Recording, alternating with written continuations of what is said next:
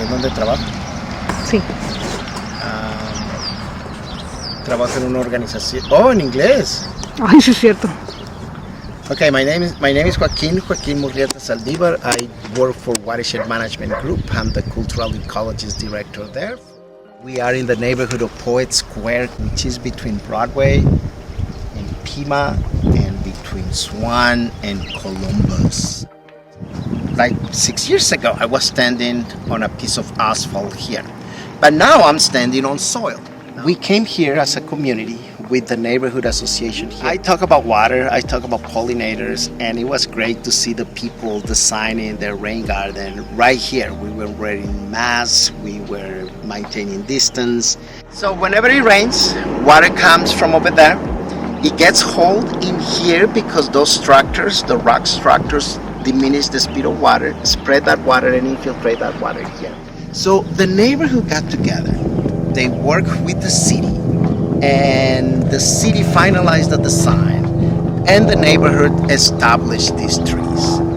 So I call that the power of community. People getting together to transform their surrounding and to build community. So how a community is building a better environment for nature as well as for humans here in Tucson, Arizona.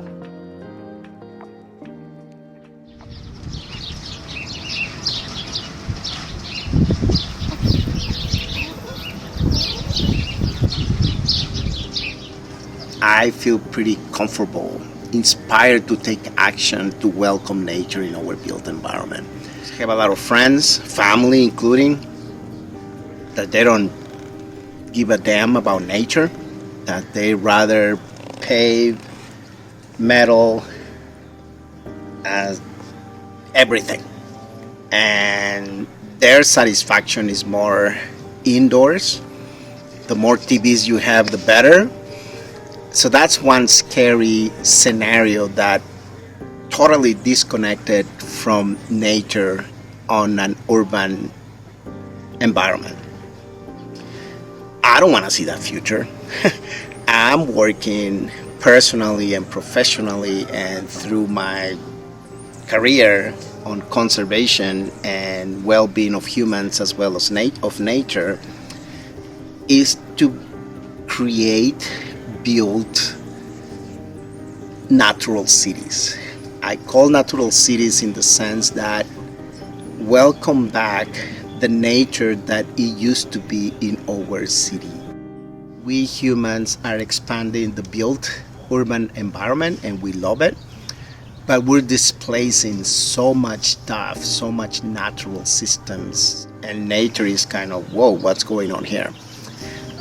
So that's what I call the natural city, and where are the opportunities to welcome nature, to welcome the rain, to welcome pollinators. And it doesn't need to be big.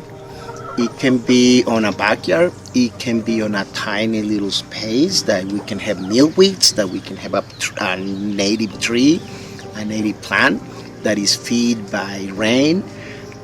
So that's the future I want to see in the built environment. Sometimes here in our backyard, where we are right now, it's fantastic to see a moth sleeping on a sacred datura flower in the morning. And they're there, and I see them very often. So that's a coexistence between myself, which I'm a human, and this moth, and also this plant, which I love. What is the wildlife that we can coexist with in a built environment? It's different levels of wildlife. It's like when you have a biosphere reserve. You have a core zone, the nuclear zone, the zona núcleo, as we say in Español. And that's what it holds the majority of biodiversity of that section of that area. That's why it's called that. So what is the core zone of biodiversity in a built environment for this specific city? Is it in a park, like Reed Park here? Is it in a neighborhood with big lots?